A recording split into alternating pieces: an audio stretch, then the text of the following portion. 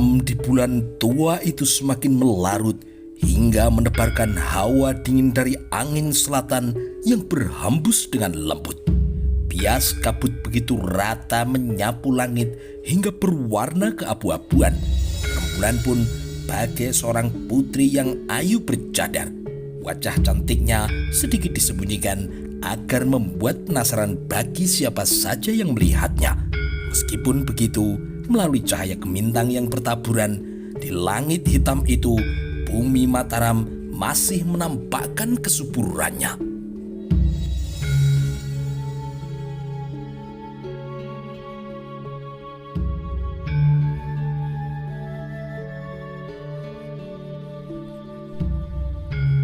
Malam yang teramat hening bagi kawula Mataram yang umumnya bekerja pada siang hari. Malam itu bagai sebuah selimut tebal yang memberi kenyamanan untuk mereka tertidur dalam lelap.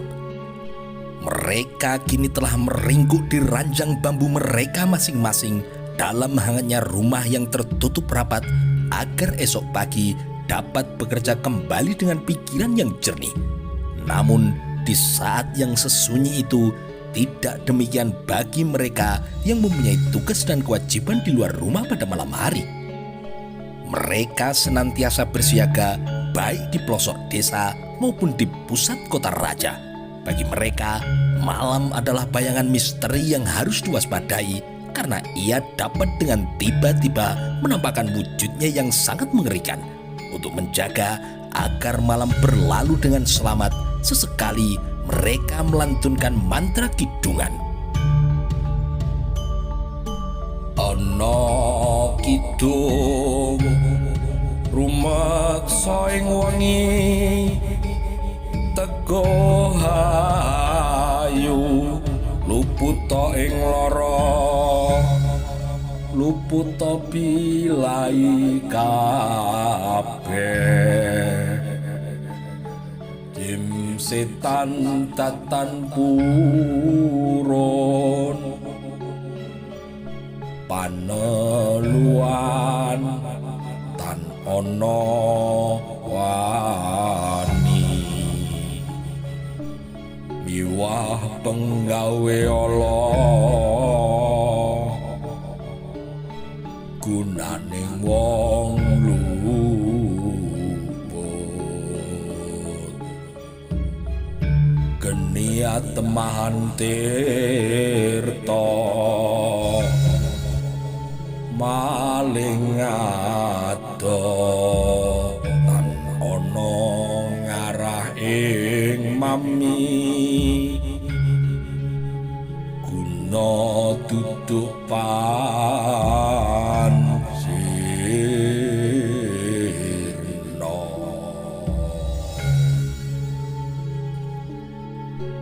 Sebuah tembang mantra sebagai doa malam bagi masyarakat Jawa Dwipa yang sebagian besar telah diislamkan oleh para waliullah di masa lalu.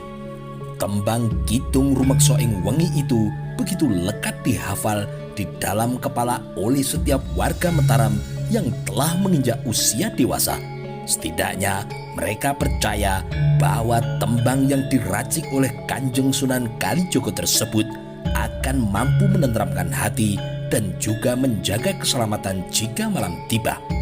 Sementara itu, di bawah cahaya lampu minyak yang ditempatkan di depan gerbang Cepuri Kepatihan Mataram di Kerto, nampaklah seorang yang berusia sudah lebih dari setengah abad muncul dari arah kegelapan. Kulit di dahinya kini sudah menampakkan kekeributannya. Garis-garis lipatannya seakan-akan adalah peta jalan hidup yang pernah ia lalui. Wajahnya kini terlihat coklat tua berkilat, terkena bias lampu templok di depan gapuro.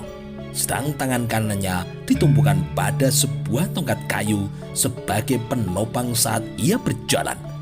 Ia berjalan dengan lamban dengan diapit oleh dua orang prajurit punggawa kepatihan. Seragam yang dikenakannya berwarna lurik coklat muda berdasar hitam. Ikat kepalanya pun juga berwarna gelap. 4 orang prajurit jaga di depan gerbang kecil itu hanya menganggukkan kepala sebagai tanda penghormatan baginya. Dengan penuh kesopanan, mereka kemudian mempersilakan tamunya untuk masuk. Kini, mereka bertiga mulai melangkah memasuki pintu cepuri dan langsung menuju sebuah ruangan di dalam sana.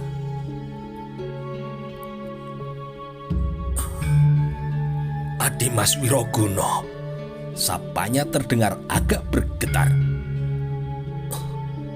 Kang Mas Pangeran Purboyo, akhirnya jenengan datang juga. Mendengar suara sampean, hatiku yang gelisah ini menjadi lega. Mari silakan masuk Kang Mas.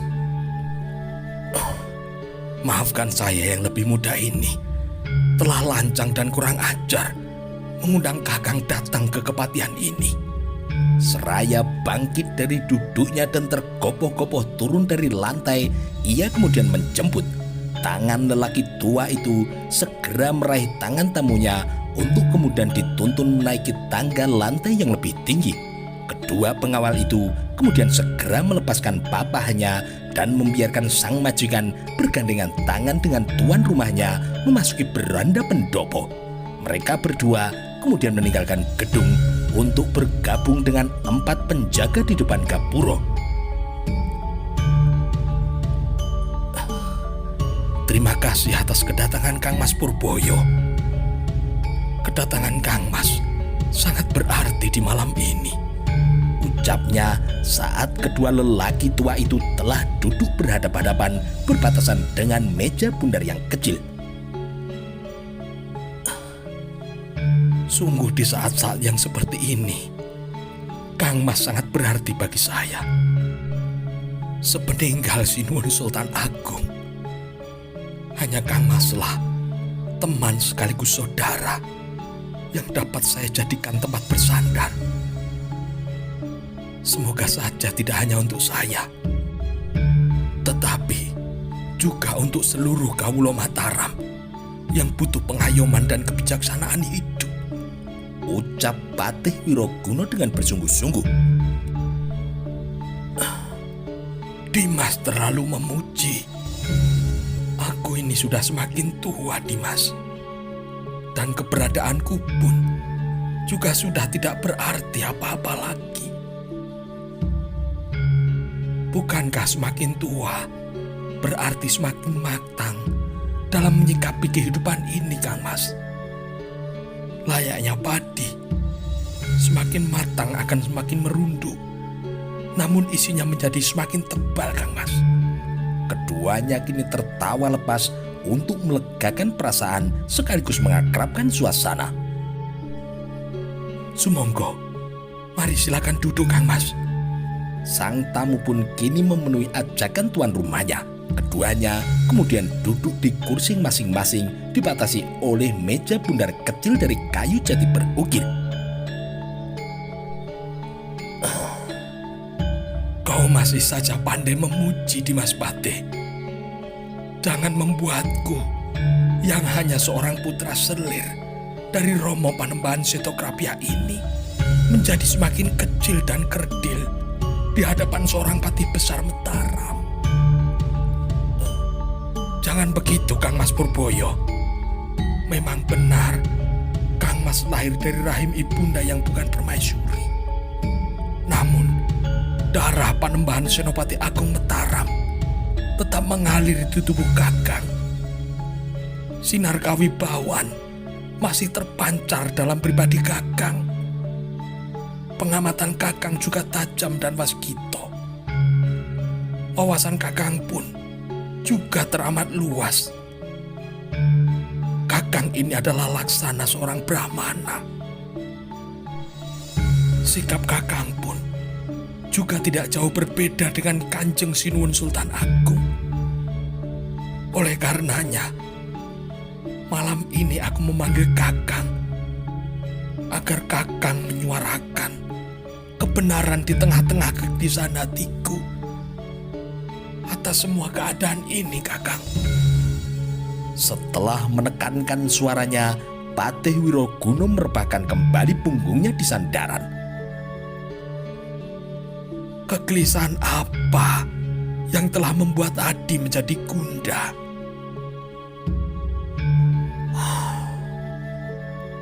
Kemarin, anak kita, Kanjeng Amangkurat Agung, memanggil saya dan mengutus untuk berangkat mengawal pasukan yang akan menggempur Blambangan dan mengusir pasukan Bali yang menguasai wilayah ujung wetan Jawa ini. Memang, keberangkatan saya tidak sendirian, melainkan bersama dengan Tumenggung Danupoyo. Kakang sendiri tahu apa yang telah dilakukan oleh kami, orang-orang tua ini. Hampir semua saran dan nasihat demi kebaikan Mataram seringkali ditentang oleh Raja Muda Pendam itu. Dimas Wirokuno, kegelisahanmu itu tidak hanya milikmu sendiri, Dimas, tetapi juga milik seluruh kawula Mataram. Aku khawatir firasatku menjadi kenyataan, Dimas. Raden Purbaya kini mendesah untuk menunjukkan kekecewaannya. Kakang mempunyai firasat apa? Perang saudara setelah generasi kita kelak, Dimas. Sungguh, hal itulah yang sering aku cemaskan. Perasaan itu seperti selalu menghantuiku setiap saat. Jika benar-benar terjadi, semoga saja umurku tidak sampai terlalu panjang, sehingga aku tidak melihat kejadian yang mengerikan itu. Patih Wiroguno terkesiap mendengar ucapan dari Pangeran Purbaya yang tertekan itu. Matanya yang semakin mengabur seperti tengah menerawang jauh ke masa depan. Masa yang penuh dengan konflik untuk memperebutkan tahta oleh sesama keturunan Panembahan Senopati. Apa yang diucapkan oleh saudara mendiang Sultan Agung itu tergambar jelas di benaknya. Tanda-tanda ke arah perang saudara kini perlahan-lahan telah mulai nampak. Kesewenang-wenangan dan kekejaman Amangkurat Agung setelah diangkat menjadi raja pengganti Sultan Agung terlihat semenjak pertama kali ia duduk di singgasana Mataram. Tergambar dengan jelas ketika Raja Mataram itu memerintahkan pasukannya untuk menumpas pemberontakan dari kaum santri yang menentang kebijakannya saat memaksa kawula Mataram membangun istana pleret tanpa diupah. Bahkan mereka juga diwajibkan dengan cara paksa. Kawula Mataram banyak yang harus meninggalkan pekerjaan mereka untuk menafkahi keluarganya. Tidak hanya kaum lelaki saja yang diwajibkan bekerja membangun istana. Anak-anak dan kaum perempuan pun juga mendapatkan kewajiban yang sama. Bahkan banyak penduduk dari daerah Priangan Brangwetan hingga Madura yang kemudian dipaksa untuk datang dan bekerja paksa. Tidak terhitung jumlah korban dari mereka yang kelelahan bekerja tanpa diberi upah.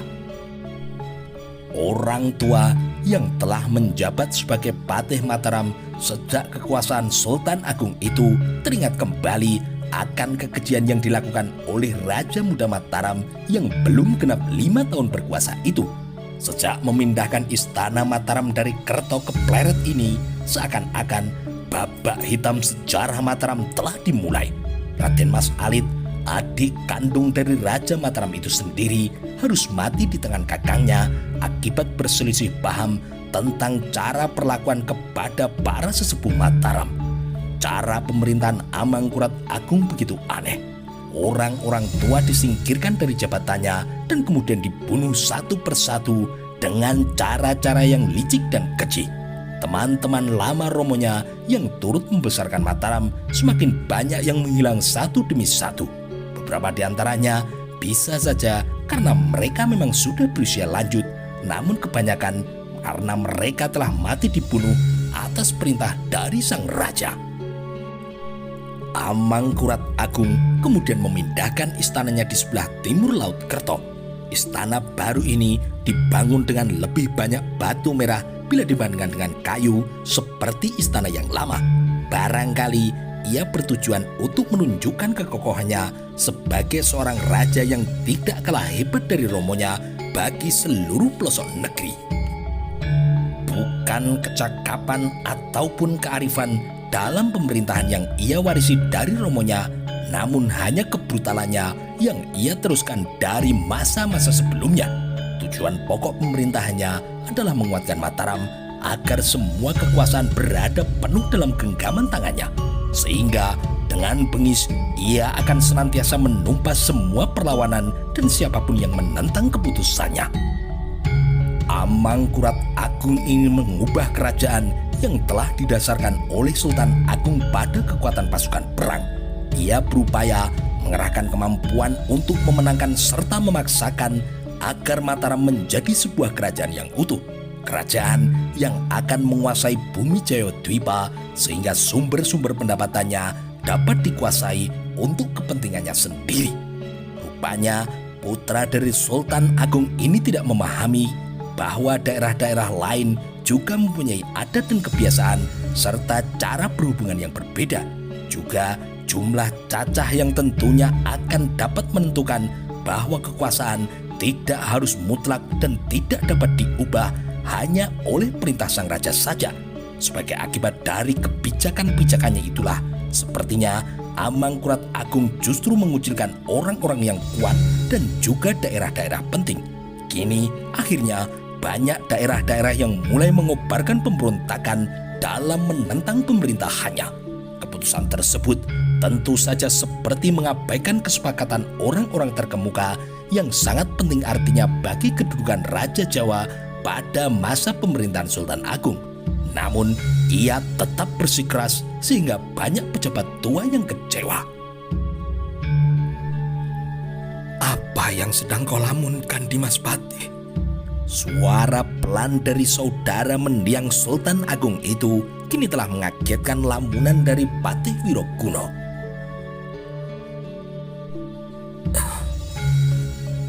Saya sedang melamunkan apa yang Kakang katakan dan juga Kakang khawatirkan itu, Kang Mas.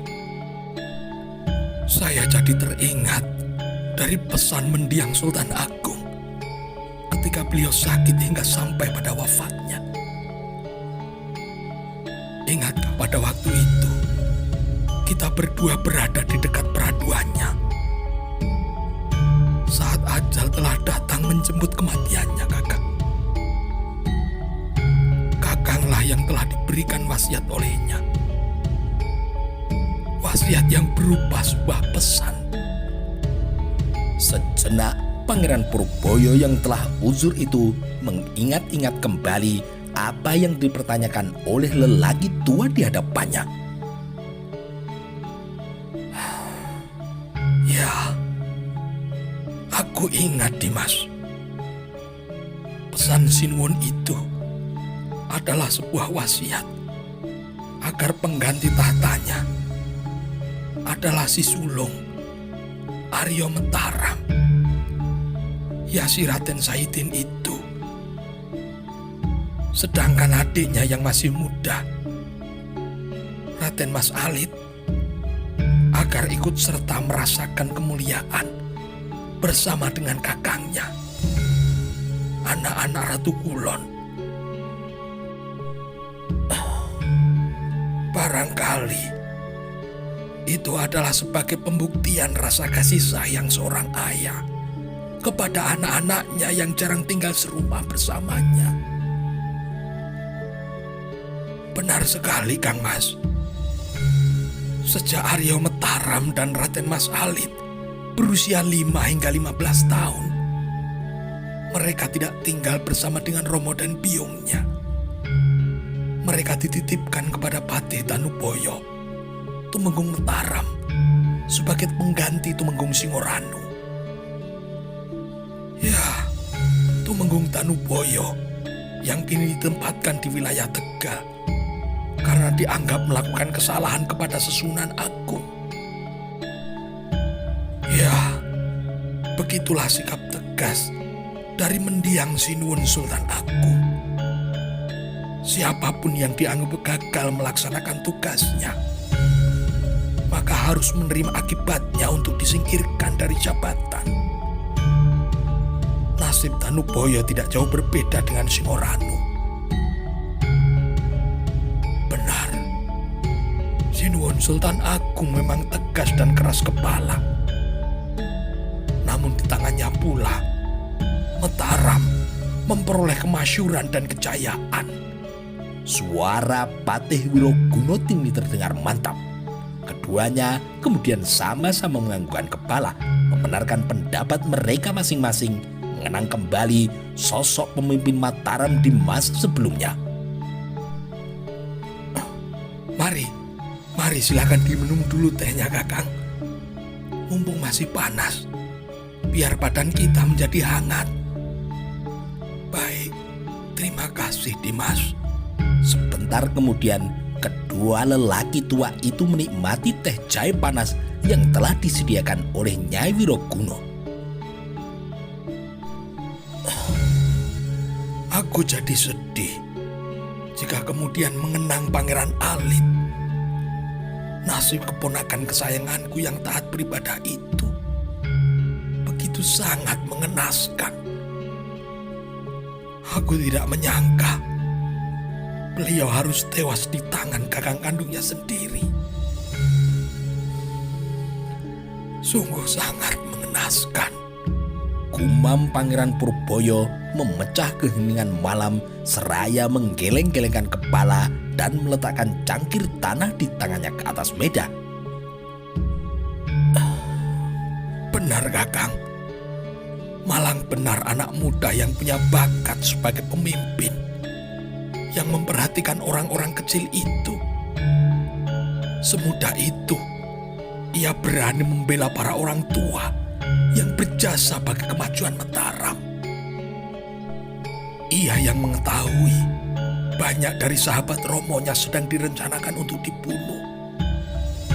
Cakap pula mencari dukungan di kalangan para tokoh agama untuk kemudian menantang kakaknya.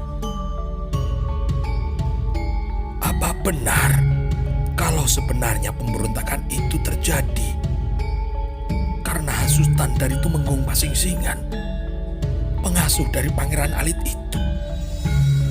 Juga karena anaknya yang bernama Tumenggung Agroyudo itu?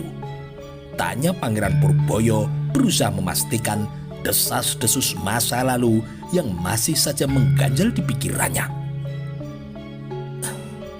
Entahlah, Kang Mas. Di Mataram ini sudah terlalu banyak orang yang bermain di belakang teramu. Semua tentu demi kepentingan dan kekuasaan masing-masing. Kedekatan dengan keturunan raja tentu ada maksud dan pamrihnya. Dimas, menurut kabar yang beredar, peristiwa mengenaskan yang akhirnya menyebabkan terbantingnya ribuan kawula Mataram itu adalah akibat dari ulah kedua Tumenggung ini. Mereka bersekongkol mengobarkan hasrat Pangeran Alit agar bersedia untuk menjadi raja.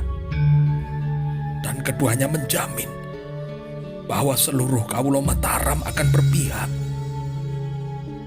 Begitulah desas-desus yang pada waktu itu beredar, Dimas. Gumam Pangeran Purboyo. Entahlah, Kakang. Aku pun juga mendengar kabar bahwa pada suatu hari Pangeran Alit didatangi oleh Tumenggung Pasingsingan yang turut mengasuhnya sejak kecil bersama dengan Patih Tanuboyo. Dia datang bersama anaknya yang bernama Agroyudo. Kedua orang ini kemudian membujuk Pangeran Alit agar merebut tahta dari kakangnya yang dianggap tidak akan mampu meneruskan cita-cita dan juga perjuangan dari Sultan Agung. Pasingsingan menjamin akan menyiapkan pasukan untuk menduduki keraton. Saat itu, keraton Kerto sedang sepi karena para pejabatnya sibuk mengawasi pembuatan keraton yang baru. Belum lagi, sebagian Tumenggung bersama dengan pasukannya sedang dikirim ke Belambangan untuk menghadapi orang-orang Bali yang menguasai pesisir timur Brangwitan itu. Akhirnya, Pangeran Alit terpengaruh juga dan berjanji akan menduduki keraton setelah mereka selesai mengawasi pembuatan batu bata untuk pembangunan benteng Baluar di Pleret. Namun, rupanya rencana ini tercium oleh salah seorang kepercayaan Amangkurat Agung yang telah dipasang sebagai telik sandi untuk mengawasi orang-orang yang dicurigai menentang dari Amangkurat Agung itu. Telik sandi itu kemudian melaporkannya kepada sang raja. Betapa murkanya ia mendapat laporan tersebut, sehingga kemudian memerintahkan orang-orangnya untuk membunuh Pasingsingan dan anaknya itu jika mereka datang ke tempat pekerjaan pembuatan batu bata. Keduanya pun akhirnya dibunuh, dan kemudian kepala mereka berdua dipotong dan diberikan kepada sang raja. Sinuwun Amangkurat Agung kemudian mengundang Pangeran Alit ke Istana Kerto dan melemparkan kepala Pasingsingan dan Agroyudo di hadapannya, sembari mengatakan, itulah nasib orang-orang yang akan menjadikannya raja. Pangeran Alit yang merasa terpojok dan ketakutan kemudian berusaha mengelak dan mengaku bahwa semua itu bukan gagasannya, tetapi murni karena bujukan dari Tumenggung Pasingsingan sendiri. Karena ia masih sayang dengan adiknya, sang raja kemudian memaafkannya. Tetapi ia juga memerintahkan agar semua lurah dan pengikut yang diberikan untuk melindungi Pangeran Alit diserahkan kepada sang raja. Pangeran Alit menyanggupi dan kemudian menemui para pengikutnya. Para pengikut Pangeran Alit menangis dan memohon agar dia mengurungkan niat untuk menyerahkan semua pengikutnya. Mereka yang jumlahnya ratusan orang itu menjadi khawatir akan nasibnya jika mereka diserahkan kepada sang raja, karena mereka tahu pasti bahwa mereka akan menemui nasib yang sama seperti yang dialami oleh Tumenggung Pasingsingan. Pangeran Alit rupanya merasa tidak tega karena para pengikutnya tentu akan bernasib seperti Tumenggung Pasingsingan. Sebaliknya, kemudian ia justru memerintahkan agar para pengikutnya yang didukung pula oleh para ulama dan santri-santrinya untuk menyiapkan senjata. Mereka sepakat akan melanjutkan niat sebelumnya untuk menyerang Kedaton Kerto. Sinuwun yang pada akhirnya mengetahui kalau Pangeran Alit hendak menyerang keraton atas laporan dari Tumenggung Tirontoko dan juga Kitokowono yang sangat setia kepadanya. Kabarnya, Sinuwun Amangkurat Agung memerintahkan prajuritnya agar tidak melawan jika Pangeran Alit mengamuk dan bahkan menyerang keraton, sekaligus banyak yang tewas karenanya. Namun saat hendak menyerang keraton, para pengikut Pangeran Alit banyak yang menarik diri karena mereka takut dianggap sebagai pemberontak. Mereka diliputi kecemasan, membayangkan hukuman berat yang akan menimpa mereka jika kemudian mereka tertangkap. Akhirnya yang tertinggal hanya 6 lurah yang paling setia mengawal adik Sinuwun Amangkurat Agung itu. Saat hendak memasuki alun-alun Kerto, Adipati Sampang yang bernama Demang Meloyo mencoba mencegah Pangeran Alit agar ia mengurungkan niatnya. Kabarnya, ia datang untuk membujuk Pangeran Alit menghentikan pertumpahan darah itu. Ia berlutut di hadapan Pangeran Alit dan memohon dengan menangis karena ia juga khawatir anak muda itu akan diperdaya oleh kakaknya sendiri. Namun niat Pangeran Alit sudah tidak terbendung karena ia juga tidak terima atas matinya kedua orang pengasuhnya. Bahkan ia yang masih berdarah muda itu justru marah kepada orang tua yang berusaha mencegah terjadinya perang antar saudara sekandung itu. Karena marah yang tidak terkendalikan, Temang Meloyo pun akhirnya ditusuk oleh keris yang terhunus di tangannya. Keris itu menancap tepat di leher Temang Meloyo hingga tembus ke belakang. Karena itu,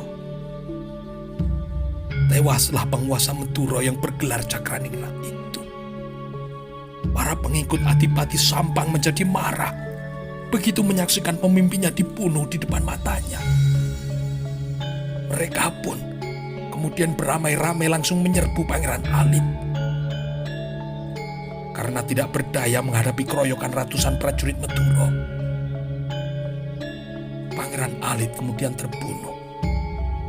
Dan jasadnya kemudian diusung ke setinggil Kedaton.